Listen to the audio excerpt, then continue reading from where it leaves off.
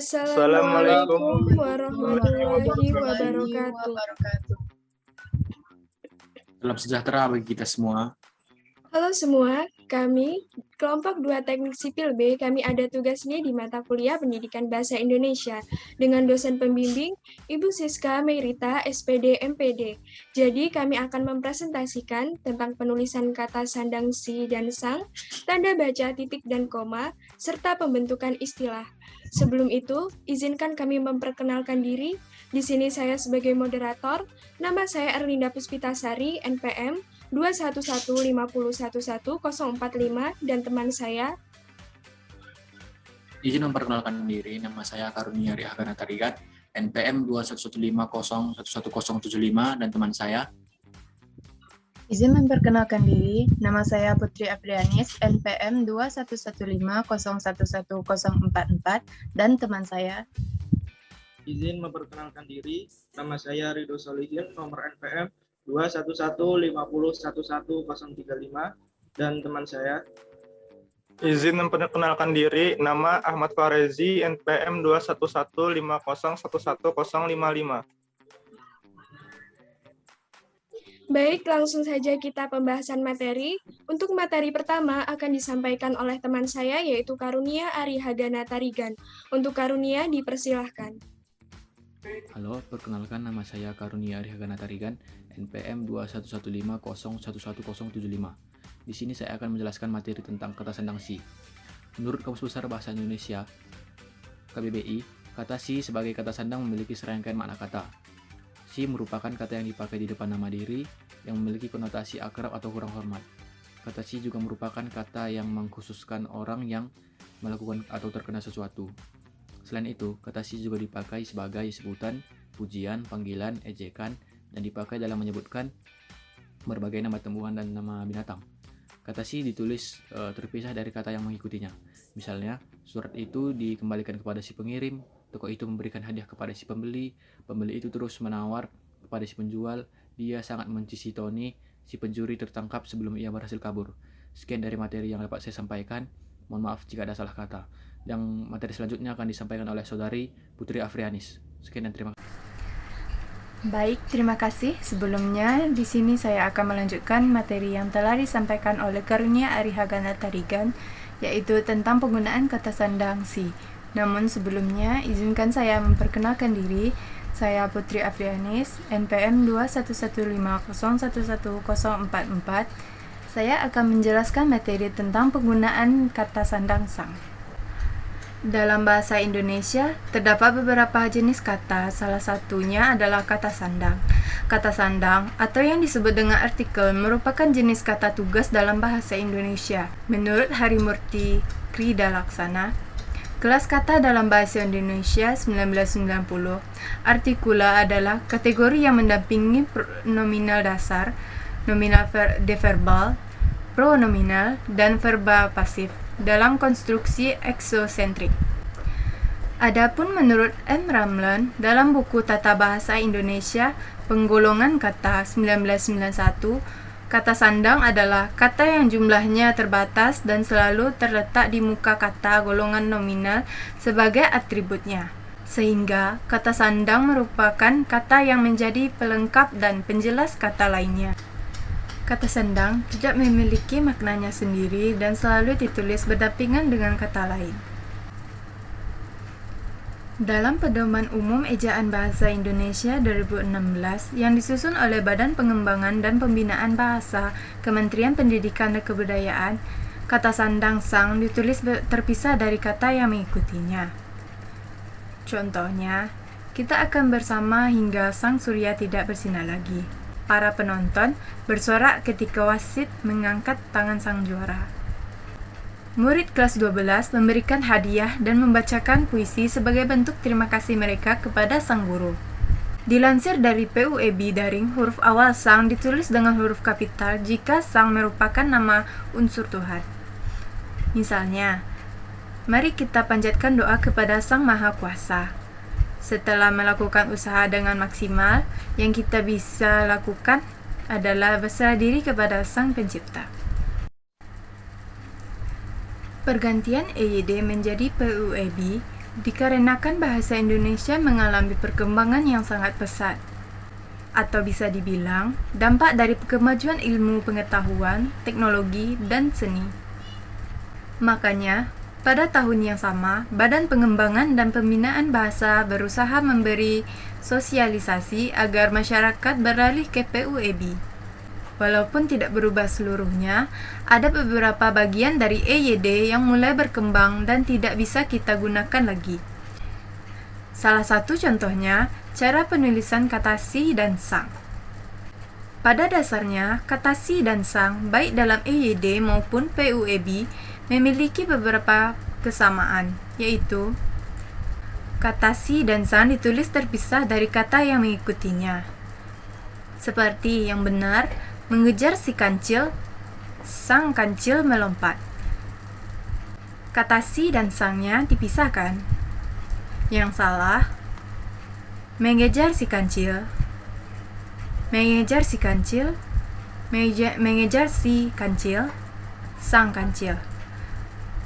Si dan sangnya digabung. Kata si dan sang dipakai di depan nama diri, bisa berupa nama orang maupun binatang, misalnya si Nathan, si anak, si kelinci, si pohon, sang anak, sang dokter, sang pohon, dan lainnya. Penggunaan kata si menimbulkan kesan akrab dan pujian ataupun berdampak negatif seperti kurang hormat, menunjuk seseorang yang telah melakukan sesuatu atau terkena kasus, merendahkan diri, dan panggilan ejekan. Misalnya, oh si Nathan, dia memang sudah pintar dari SMA, jelas Anin. Atau pada kalimat, ternyata si penipu itu masih berani datang ke rumah. Penggunaan kata sang bisa dipakai di depan nama benda yang dianggap hidup, dihormati, dibanggakan, dan dimuliakan. Bisa juga menimbulkan kesan mengolok-olok. Misalnya, pagi itu semua peserta upacara begitu khusyuk menyaksikan sang bendera merah putih berkibar. Atau pada kalimat, ini dia, sang ratu ngaret, Julia. Teriak seseorang dari belakang Julia. Lalu, apa ya yang membedakan si dan sang di EYD dan PUEB? Jawabannya adalah teknik penulisannya. Pada EYD, huruf awal si dan sang ditulis dengan huruf kapital jika kata-kata itu diperlakukan sebagai unsur nama sendiri. Misalnya, harimau itu marah sekali kepada si kancil. Kancil di sini berupa nama. Sedangkan pada PUEB, huruf awal si dan sang ditulis dengan huruf kecil. Namun, sang bisa menjadi huruf kapital jika merupakan unsur nama Tuhan. Dan misalnya, seandainya si anak lebih peka terhadap kondisi keluarganya, maka tidak akan terjadi salah paham. Mari kita berdoa kepada Sang Pencipta. Baik, itulah tadi materi tentang penggunaan kata sandang sang yang dapat saya sampaikan. Saya mohon maaf jika terdapat kesalahan dalam pengucapan maupun penulisan. Atas perhatiannya, saya ucapkan terima kasih. Dan untuk materi berikutnya akan disampaikan oleh teman kami, Ahmad Farezi. Baik, saya akan melanjutkan materi yang telah disampaikan oleh Putri, yaitu tentang sandang sang.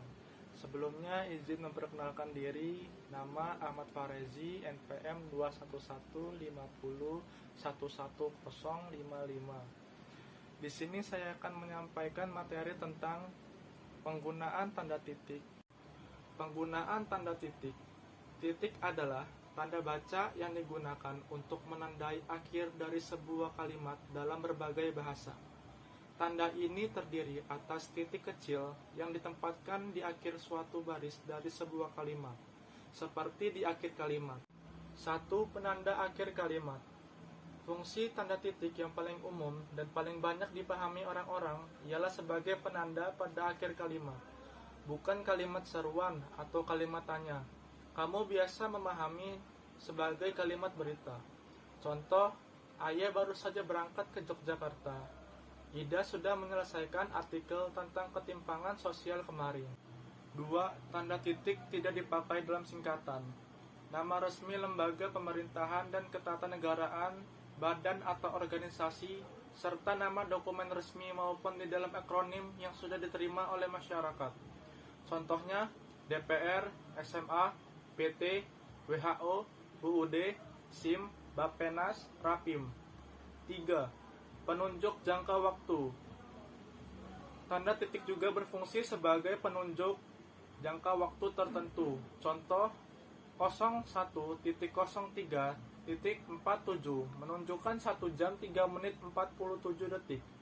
07.00.38 menunjukkan 7 jam 38 detik. 4. Memperjelas jumlah.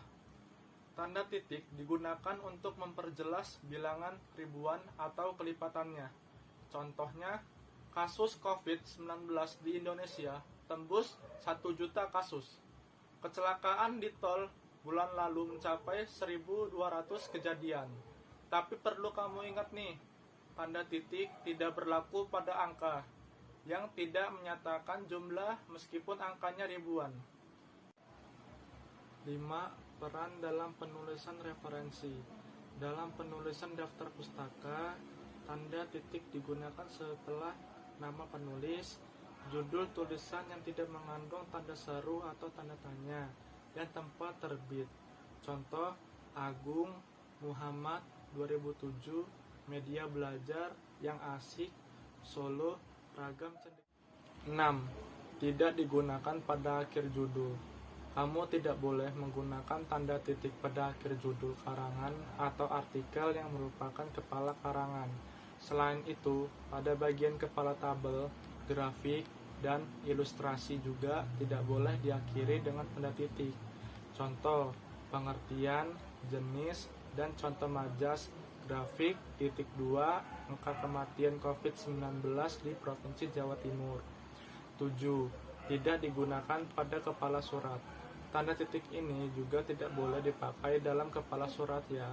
Artinya, tanda titik tidak diperbolehkan di belakang alamat pengirim dan penerima surat, nama pengirim dan penerima surat, dan tanggal surat. Contoh, kepada HRD PT Jaya Sentosa, Jalan Pandawa, Sukabumi.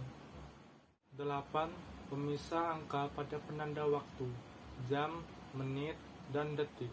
Jarang diketahui, tanda titik juga dapat digunakan sebagai pemisah angka jam, menit, dan detik. Hal ini disebabkan tanda tersebut sering digantikan oleh titik 2. Contoh, pukul 06.05 menunjukkan pukul 6:06. Pukul 10.18 menunjukkan pukul 10:18. Baik, itulah materi tentang penggunaan tanda titik yang dapat saya sampaikan.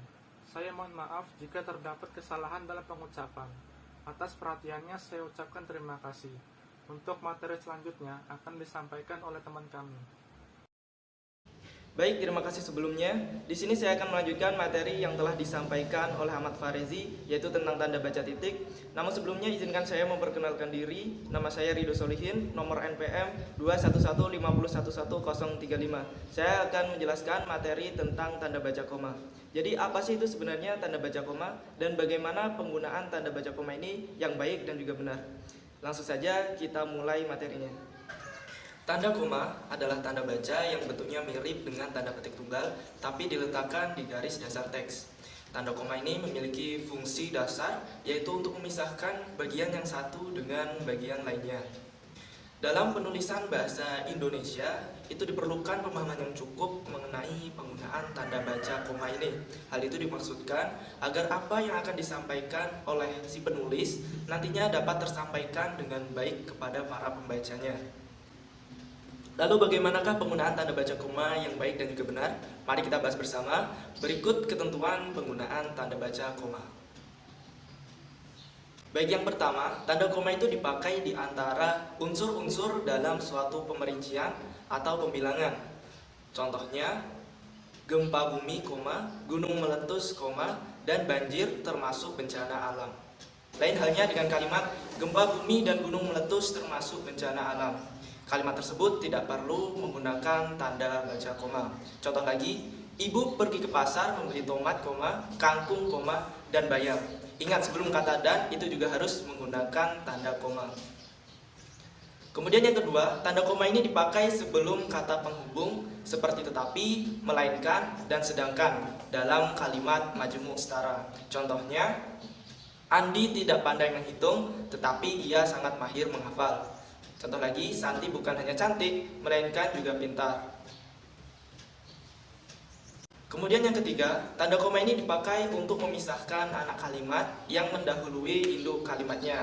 Nah, tentu kita sudah mempelajari apa itu yang dinamakan anak kalimat dan apa itu induk kalimat, yaitu pada kalimat majemuk. Contohnya, kalau hari ini hujan, saya tidak akan datang. Karena rajin belajar, dia mendapat nilai bagus. Kemudian, lain halnya jika induk kalimat yang mendahului anak kalimatnya, maka itu tidak perlu menggunakan tanda koma. Contohnya, saya tidak akan datang kalau hari ini hujan. Dia mendapat nilai bagus karena rajin belajar. Kemudian yang keempat, tanda koma itu dipakai di belakang kata atau ungkapan penghubung antar kalimat. Tentunya itu memiliki dua kalimat atau lebih. Seperti oleh karena itu, jadi, dengan demikian, dan meskipun demikian. Contohnya, wanita itu sangat ramah, oleh karena itu dia memperoleh banyak teman. Contoh lagi, Santi memang rajin membaca sejak kecil, jadi wajar kalau memiliki wawasan yang luas. Kemudian yang kelima, tanda koma itu dipakai sebelum dan atau sesudah kata seru, seperti oh, ya, wah, dipakai sebagai kata sapaan seperti bu, dik, dan juga nak. Misalnya, wah, hebat. Kemudian lagi, bu, kapan ayah pulang? Berapa harga jeruk ini, Pak? Kemudian yang keenam, tanda koma itu dipakai untuk memisahkan petikan langsung dari bagian lain dalam kalimat. Contohnya, kata mereka koma, kita harus bisa menjadi orang yang kuat. Contoh lagi, kita harus bisa menjadi orang yang kuat, kata mereka koma, karena dalam kehidupan itu penuh dengan cobaan dan juga ujian. Dalam hal ini ada catatan bahwasanya tanda koma tidak dipakai untuk memisahkan petikan langsung yang berupa kalimat tanya, kalimat perintah, atau kalimat seru dari bagian lain yang mengikutinya. Contohnya, kapan kamu datang? Tanya Sinta. Buka pintu itu, perintahnya. Wah, kamu hebat, kata ibu guru. Kemudian yang ketujuh, tanda koma ini dipakai di antara nama dan alamat, bagian-bagian alamat, tempat dan tanggal, dan juga nama tempat atau wilayah yang ditulis secara berurutan. Contohnya, Jakarta, 10 Mei 1960. Jakarta, Indonesia. Kemudian contoh lagi, Saudara Adam, Jalan Batumas, Kelurahan Batumas, Kecamatan Matraman, Jakarta. Kemudian yang kedelapan, tanda koma itu dipakai untuk memisahkan bagian nama yang dibalik susunannya dalam daftar pustaka. Contoh, Busroh Abu Daud, tahun 2009, Ilmu Negara, Jakarta, Bumi Aksara. Kemudian yang kesembilan, tanda koma itu dipakai di antara bagian-bagian dalam catatan kaki atau catatan akhir.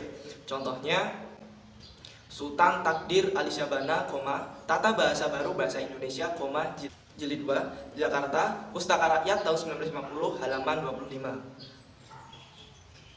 Kemudian yang ke-10, tanda koma itu dipakai di antara nama orang dan singkatan gelar akademis yang mengikutinya untuk membedakan dari singkatan nama diri, keluarga, ataupun marga. Contohnya, Rosman Hambali, sarjana ekonomi. Kemudian yang ke-11, tanda koma ini dipakai sebelum angka desimal atau di antara rupiah dan sen yang dinyatakan dengan angka. Contohnya 7,5 M, 70,3 kilo.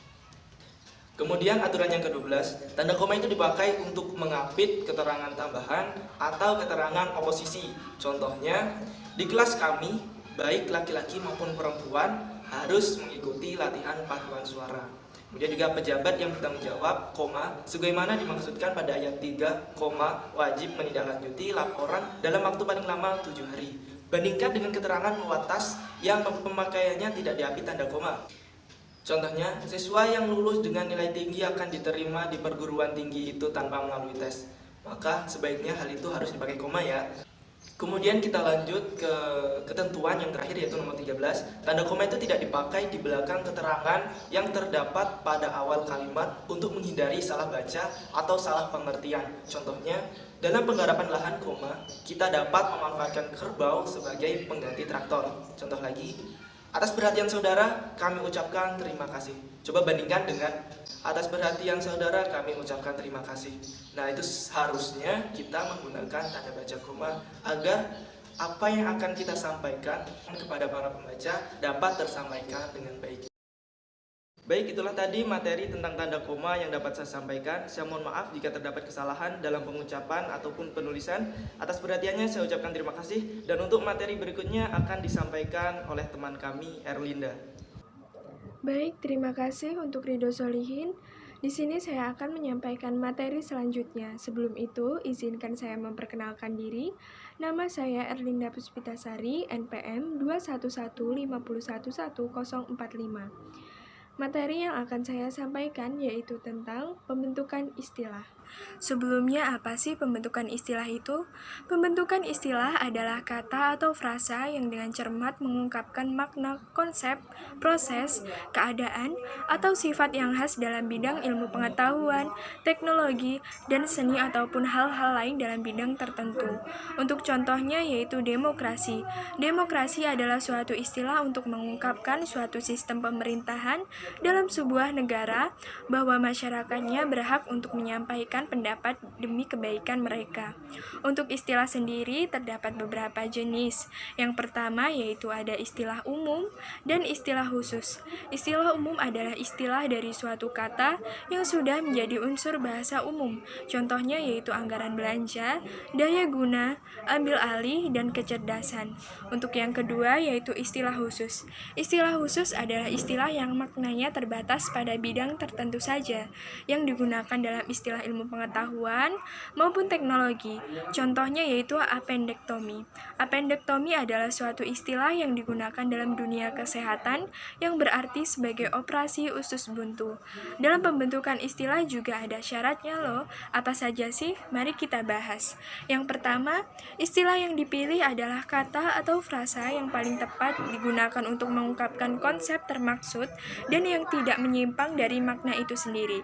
Jadi kita tidak boleh menggunakan istilah panjang tangan untuk mengungkapkan orang yang sombong. Yang kedua, istilah yang dipilih adalah kata atau frasa yang paling singkat di antara pilihan-pilihan yang tersedia, yang mempunyai rujukan yang sama tentunya. Yang ketiga, istilah yang dipilih adalah kata atau frasa yang bernilai rasa atau konotasi yang baik. Sebelumnya, apa sih konotasi? Konotasi adalah kata dengan makna yang bukan sebenarnya. Contohnya istilah panjang tangan. Panjang tangan itu bukan berarti seseorang yang memiliki tangan yang panjang, namun panjang tangan memiliki arti orang yang suka mencuri. Yang keempat, istilah yang dipilih adalah kata atau frasa yang sedap didengar atau eufonik. Ini dalam arti bahwa kita tidak boleh membuat sebuah istilah dengan hal-hal yang tidak baik didengar atau hal-hal yang kotor. Yang kelima, istilah yang dipilih adalah kata atau frasa yang judulnya turut kaidah bahasa Indonesia. Hal ini bertujuan agar istilah mudah dipahami. Dalam istilah juga terdapat tata nama loh.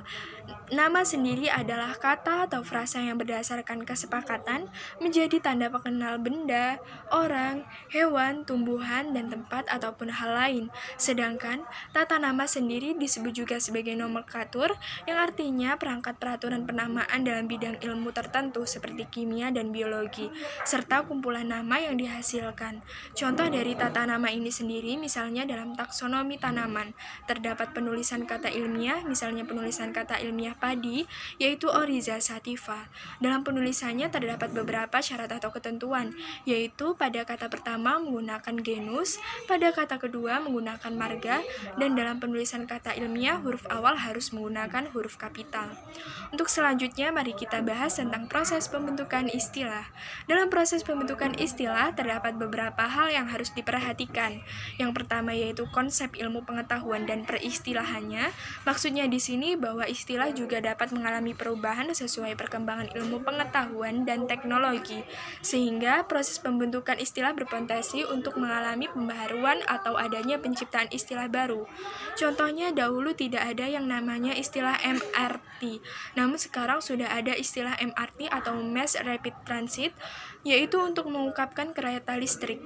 Yang kedua yaitu bahan baku istilah. Bahan baku istilah di sini diambil dari berbagai sumber, terutama dari 3 golongan bahasa yang penting, yakni bahasa Indonesia, bahasa Melayu, bahasa Nusantara yang serumpun termasuk bahasa Jawa kuno, lalu bahasa asing seperti bahasa Inggris dan bahasa Arab. Yang ketiga yaitu pemantapan istilah Nusantara. Maksudnya di sini di Indonesia pastinya terdapat banyak sekali suku bangsa dan adat kan, yang tentunya banyak istilah khas yang dari mereka. Contohnya yaitu Banjar, Sawer, Gunungan, Pamor, dan istilah lain. Dan istilah-istilah tersebut harus dimantapkan agar dapat diterima secara luas. Yang keempat yaitu pemadanan istilah. Maksudnya di sini bahwa sudah banyak sekali istilah yang berkembang di Indonesia adalah istilah asing. Contohnya, hal tersebut tidak sesuai dengan kaidah bahasa Indonesia, sehingga penulisan istilah tersebut harus disesuaikan yang dilakukan dengan atau tanpa penyesuaian ejaan yang berdasarkan kaidah pelafalan yang diizinkan dalam bahasa Indonesia. Proses pemadanan istilah ini dapat dilakukan dengan beberapa cara. Apa saja sih cara-caranya? Untuk yang pertama yaitu dengan cara penerjemahan. Penerjemahan di sini terdapat dua metode. Yang pertama yaitu penerjemahan secara langsung dan yang kedua yaitu penerjemahan dengan rekaan. Untuk yang pertama penerjemahan secara langsung artinya istilah Indonesia dapat dibentuk lewat penerjemahan berdasarkan kesesuaian makna tetapi bentuknya tidak sepadan. Contohnya supermarket. Maka jika diterjemahkan secara langsung dalam bahasa Indonesia, supermarket berarti pasar swalayan. Penerjemahan langsung dapat pula dilakukan berdasarkan kesesuaian bentuk dan makna. Contohnya bound zone yang memiliki arti kawasan terikat. Untuk metode penerjemahan yang kedua yaitu penerjemahan dengan perekaan. Maksud dari penerjemahan dengan perekaan itu, tidak semua istilah asing dapat dengan mudah dipahami oleh masyarakat, sehingga perlu dilakukan dengan menciptakan istilah baru. Hal ini terjadi karena istilah tersebut sulit diterjemahkan atau diserap secara utuh. Misalnya istilah factoring. Dalam bahasa Indonesia, factoring ini memiliki arti anjak piutang yang menggambarkan pengalihan hak menagih utang, lalu piutang ini digunakan sebagai padanan istilah dari factoring itu. Itu tadi beberapa metode dari penerjemahan pemadanan istilah. Untuk cara yang selanjutnya dalam proses pemadanan istilah yaitu dengan proses penyerapan. Proses penyerapan juga dibagi ke dalam beberapa metode. Yang pertama yaitu penyerapan istilah dengan penyesuaian ejaan dan lafal. Misalnya istilah kamera yang dalam bahasa asing penulisannya dengan huruf C dan diserap ke dalam bahasa Indonesia dengan kamera dengan awalan huruf K. Yang kedua yaitu penyerapan dengan penyesuaian ejaan tanpa menyesuaikan lafal. Misalnya dalam istilah asing yaitu desain, maka akan diserap ke dalam bahasa Indonesia sesuai dengan pelafalannya yaitu desain dengan tulisan DESAIN. Hal ini berbeda dengan ejaan aslinya dalam istilah asing yaitu DESIGN. Yang ketiga yaitu penyerapan istilah tanpa penyesuaian ejaan tetapi dengan menyesuaikan lafalnya. Misalnya dalam istilah asing yaitu radar atau radio detecting and ranging yang diserap ke dalam bahasa Indonesia dengan ejaan sesuai lafal yaitu radar. Untuk metode penyerapan yang kedua yaitu penyerapan afiks atau imbuhan dan bentuk terikat istilah asing. Dalam penyerapannya dapat disesuaikan dengan beberapa hal. Yang pertama yaitu penyesuaian ejaan prefiks dan bentuk terikat. Sebelumnya ejaan prefiks adalah imbuhan awal, jadi dalam proses pembentukannya yang bersumber pada bahasa Indo-Eropa dapat dipertimbangkan pemakaiannya di dalam peristilahan Indonesia yang telah disesuaikan ejaannya. Contoh dari prefiks asing yaitu dengan imbuhan awal A, AB atau ABS, contohnya yaitu amoral, abnormal, dan abstrak. Selanjutnya dapat juga dilakukan penyerapan dengan penyesuaian ejaan sufiks. Sufiks ini sendiri adalah imbuhan akhiran. Sufiks asing dalam bahasa Indonesia diserap sebagai bagian kata berimbuhan yang utuh. Contohnya yaitu kata standarisasi, implementasi, dan objektif. Itu diterapkan secara utuh di samping kata standar, implement, dan objek. Proses pemadanan istilah juga dapat dilakukan dengan gabungan penerjemahan dan penyerapan istilah asing sekaligus. Contohnya yaitu clay colloid. Clay ini diterjemahkan menjadi lempung dan colloid diserap sesuai dengan pelafalannya sehingga menjadi colloid lempung. Yang selanjutnya kita akan membahas tentang aspek tata bahasa peristilahan. Aspek tata bahasa dalam peristilahan yang perlu kita perhatikan diantaranya yang pertama ada istilah bentuk dasar. Istilah bentuk bentuk dasar yang dipilih ini di antara kelas kata utama seperti nomina, verba, adjektiva, dan numeralia. Tentunya sebelumnya kalian sudah pernah mempelajari tentang apa arti nomina, verba, adjektiva, dan numeralia kan? Pastinya, jadi kita langsung ke contohnya. Untuk bentuk nominal, contohnya yaitu cahaya dalam bahasa asing menjadi light sesuai kata dasarnya. Verba contohnya keluar dengan istilah asingnya yaitu out. Adjektiva contohnya cemas dengan istilah asingnya anxious. Numeralia contohnya 2 tingkat pada bus yang dalam istilah asing yaitu double decker. Yang selanjutnya yaitu aspek istilah bentuk berafiks atau berimbuhan. Istilah afiks ini disusun dari bentuk dasar dengan penambahan prefiks atau imbuhan awal, infiks atau sisipan, sufiks atau imbuhan akhir, lalu konfiks imbuhan awal dan akhir. Contoh dari infiks yaitu bertani, contoh dari sufiks yaitu ajarkan, dan contoh dari konfiks yaitu mengajarkan. Untuk aspek istilah selanjutnya yaitu istilah dengan bentuk ulang.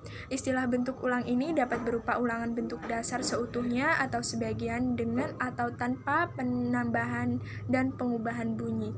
Contohnya yaitu ubur-ubur, jari-jari, pohon-pohonan, bolak-balik.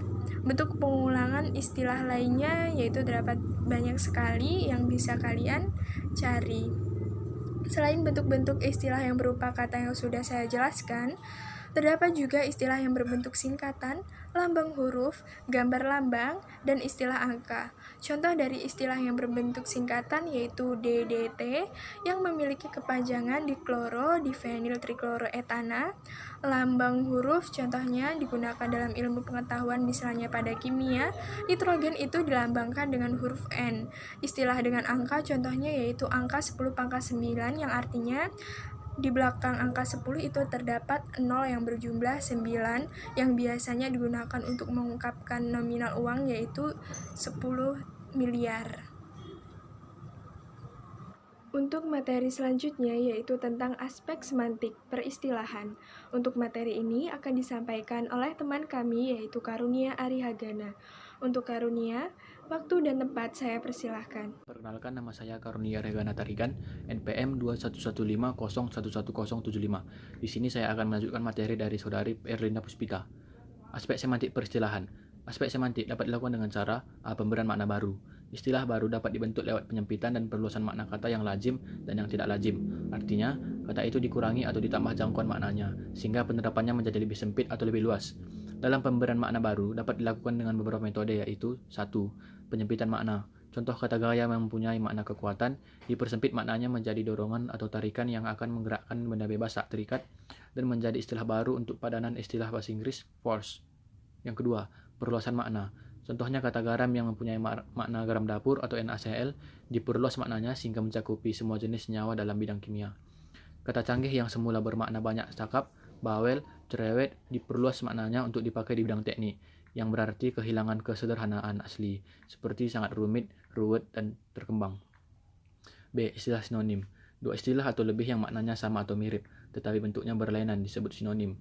Di antara istilah sinonim itu salah satunya ditentukan sebagai istilah baku yang diutamakan. Misalnya, gulma sebagai padanan wheat lebih baik daripada tumbuhan pengganggu, hutan bakau sebagai padanan mangrove forest lebih baik daripada hutan payau, mikro sebagai padanan mikro dalam hal tertentu lebih baik daripada reni, partikel sebagai padanan partikel lebih baik daripada bagian kecil atau ziarah.